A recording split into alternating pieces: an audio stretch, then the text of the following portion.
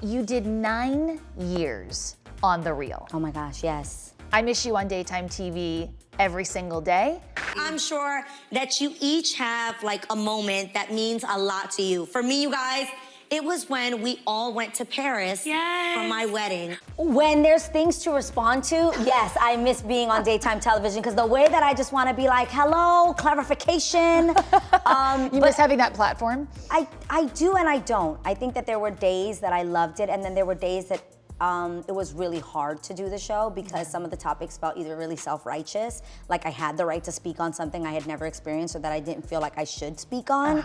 And there were times where it was like Jada and Will, and I was like, I don't know. What do you think about it? And I really genuinely wanted to say to my producer, I don't know. I've never been invited to the Oscars. I've never won an Oscar. I've never experienced alopecia. Sometimes that was so hard because it was like, what are we talking about? I have a hard time talking about other people. There were days where I would go to sleep and be like, please God, I hope that what I said made sense, that somebody sees my heart in it, that it wasn't taken the wrong way. I really hope that that person doesn't watch this clip and go, who the hell is she speaking on my life? You know, that was hard. Is there a part of you that would want to revisit that area of entertainment, but maybe more on your own terms as executive producer, Adrienne Houghton? The daytime I grew up watching was Ricky Lake, Sally Jesse Raphael. Like I loved Misa Mori, I loved Jerry Springer. Montel Williams.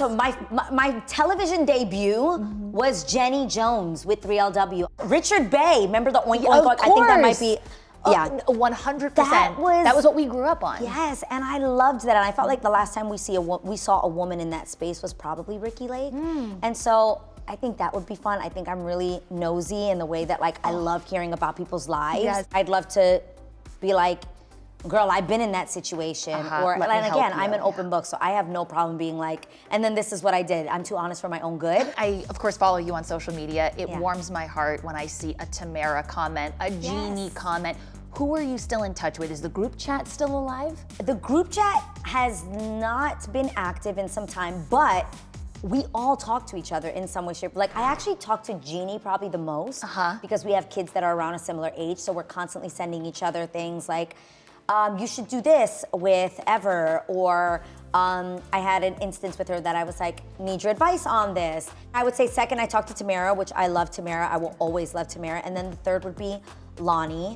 But I also talked to Tamar. I mean, I talked to everybody. I talked to Amanda Seales. I talked to everybody. Garcelle I talked to. We're always DMing each other. When I text Tam, I'm like, I'm tired, girl. And she's like, I told you. She said, I told you, wait, I told you. And so I would say that it would be a very different perspective. Yeah, I started the show when I was 29 years old and ended it when I was 38. Incredible. Almost a whole decade of my life in just such a different space and time. I think another option that fans would love to see, docuseries following the life of Adrienne, Israel, Ever. Would you invite the cameras into your home? No.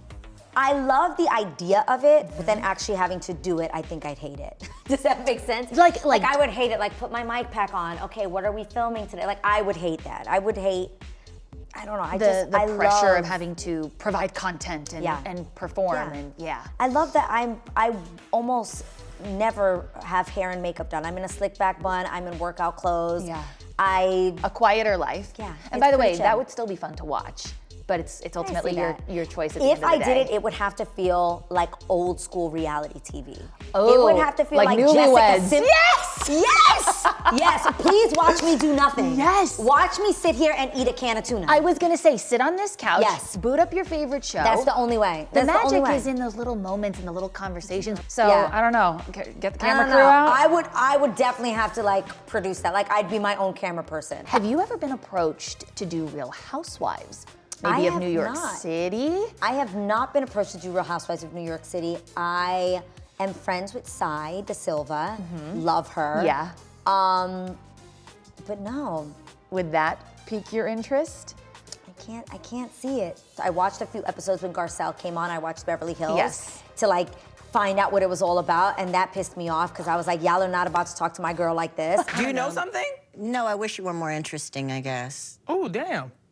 What? Well, that's a shitty thing to say, Erica. I don't know. That's a shitty thing to say. Well, I would literally get to the reel and like want to tell Garcelle, You need to. You need to say this. I gotta ask. Go. Every time I see you, What? it's like Cheetah Girls. Reunion, sequel.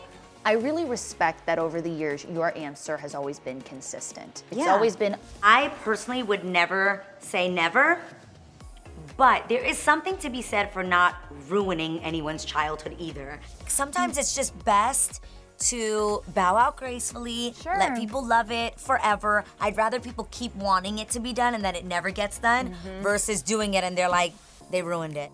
Do you feel the same way? Should fans maybe get comfortable with the fact that this is something maybe better served in the past? I say never say never. I will never say never. The only way I would see it happening, it'd have to be so amazing and it would have to be done right.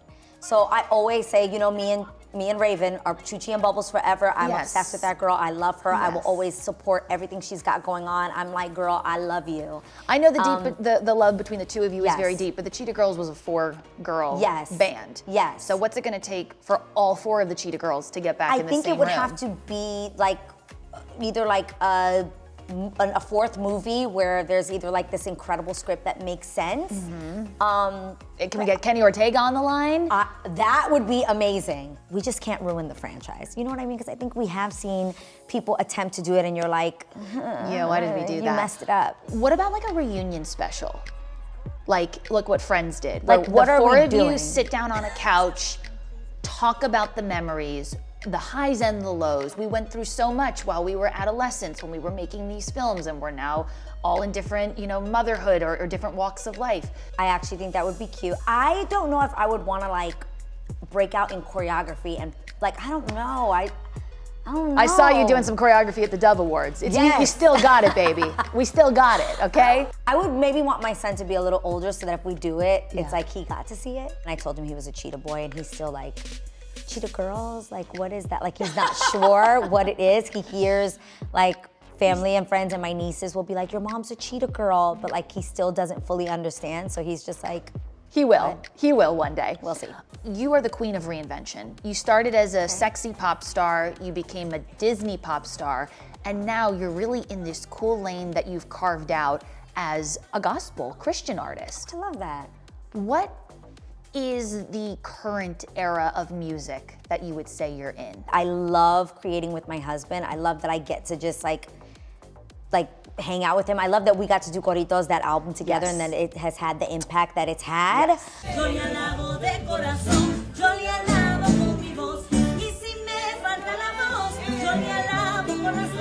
I've always wanted to sing in Spanish. That's always been the goal and the dream. That solo pop record that we were once promised. Are we ever going to get that? You're not gonna get that album because that album was crazy. Why? When I listen back to some of the ratchet songs on that album, I'm like, Lord Jesus, my son can never hear these songs. So that's a no, but we can give you like, you know, a Latin fun pop album that is a feel-good vibe. I feel like we can come up with something like that. Okay, so like maybe like Camila Cabello, Karol G mixed with some Jesus? I'm into it. Okay. And every song don't have to be like Jesus over the head, but we could be like inspirational. I'm excited for this day. It's a good day. Let's feel good. I'm feeling cute. I feel beautiful. Thank you, Lord, for making me unique and bomb. And I think that there's a lane for all of that and a time for all. There's songs to sing that are romantic songs to my husband. There are songs to sing about loving my son. And I think I have a lot to sing about. Yes. I'm really grateful. I'm really grateful that I have so much to sing about. I've always wanted to ask you this. I need the Adrienne Houghton Mount Rushmore of songs. So it's gonna be your top 4 songs that you ride the hardest for. I broke yours down into categories. I would love 1 Cheetah Girls song, 1 3LW song, 1 New Breed song, and 1 wild card, your choice. Favorite Cheetah Girl song of all time? I really do think The Party's Just Begun is a perfect song.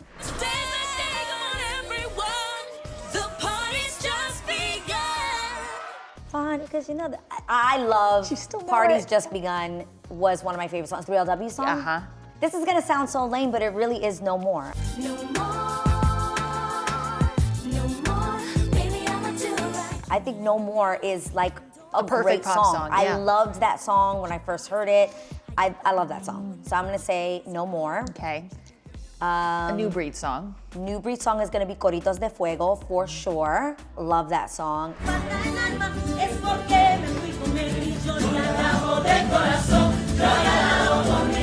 And then an overall song. I have so many, I can't even begin my list.